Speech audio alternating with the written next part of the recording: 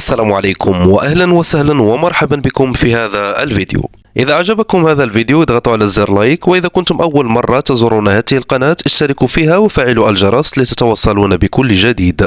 مع الانتشار السريع لاستخدام أدوات الذكاء الاصطناعي مثل شات جي بي تي، أصبح الكثير من الناس يعتمدون عليها في الدراسة والعمل وطرح الأسئلة اليومية. لكن خبراء في الأمن الرقمي يحذرون من مشاركة بعض المعلومات الحساسة التي قد تشكل خطرا على الخصوصية والأمان. فالذكاء الاصطناعي يعمل على تحليل المدخلات من أجل تقديم إجابات دقيقة، ورغم التطور الكبير في أنظمة الحماية إلا أن مشاركة بيانات شخصية أو خاصة قد تعرض المستخدم لمخاطر غير متوقعة، خاصة إذا تعلق الأمر بمعلومات يمكن استغلالها أو إساءة استخدامها. ومن بين أهم المعلومات التي لا يجب مشاركتها أبدا نجد البيانات الشخصية الدقيقة، مثل أرقام الوثائق الرسمية والعناوين التفصيلية ووسائل الاتصال الخاصة، إضافة إلى المعلومات المالية كأرقام البطاقة البنكية والحسابات المصرفية، وكذلك كلمات المرور وبيانات تسجيل الدخول.